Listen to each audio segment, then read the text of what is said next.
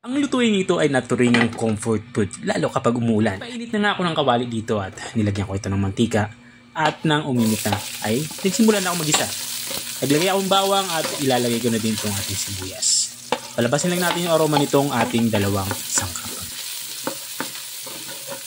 At kapag ganito na itsura ng ating bawang at sibuyas, siguradong lumabas na yung aroma nito. Ilalagay na natin itong ating pangsahog. Nahimay na chicken or manok yung ating sasahog dito. Igisa natin to hanggang sa magkulay light brown ang kulay nito. Sabay na din natin itong ating hiniwang hotdog. So hiniwa ko lang ito ng medyo pahaba. At ang pinaglagaan ko ng ating chicken na inilagay kanina ay hahalo ko na din. Maglalagay na din ako dito ng kaunting tubig. Halo-haluin lang natin to para hindi to dumikit dito sa ating kawali. Maglalagay ako dito ng isang perasong chicken cube. Makakatulong ito para mas maging malinamnam yung ating lulutuing ulam. Natin ito tatakpan at papakuluin. At shoutout nga pala sa mga bagong followers natin. Maraming salamat sa inyong suporta. At sana ay may bago akong kalamang maibahagi sa inyo. At dito nga sa partito ilalagay natin itong ating macaroni noodles. Sa pagluluto naman ito ay sundin nyo lang yung nakalagay sa pakete. Kung ilang minuto itong lulutuin. Ilalagay na din natin itong ating hiniwa ko lang ito ng maninipis sa kapahaba. Habang nga tayo ay nagpapatuloy sa ating pagluluto, gusto ko lang shoutout ang mga masusugid nating mga taga-subaybay. Shoutout niya kay Ma'am Rubina Sevilla ng San Pedro, Laguna.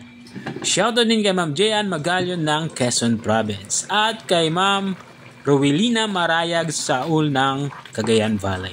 At maraming salamat din sa mga walang sawang nanonood at nakasubaybay dito sa aking channel.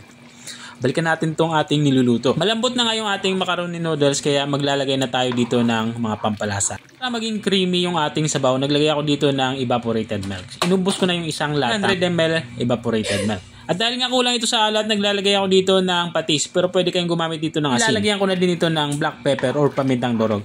At para naman sa ating panghuling sangkap na ilalagay, mayroon tayo ditong repolyo o cabbage. Bali, hiniwa ko lang ito ng pahaba saka maninipis. Ihalo lang natin ito pa ilalim na ating inilagay na repolyo para mabilis itong maluto.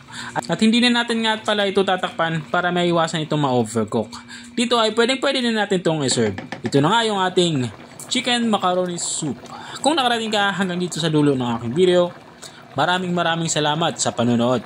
Kung nagustuhan mo naman yung bago nating recipe ibinahagi, pwede mo naman ito i-share. O siya, hanggang dito na lang ako. Kita ulit sa mga susunod kong mga videos. Paalam! Bye-bye!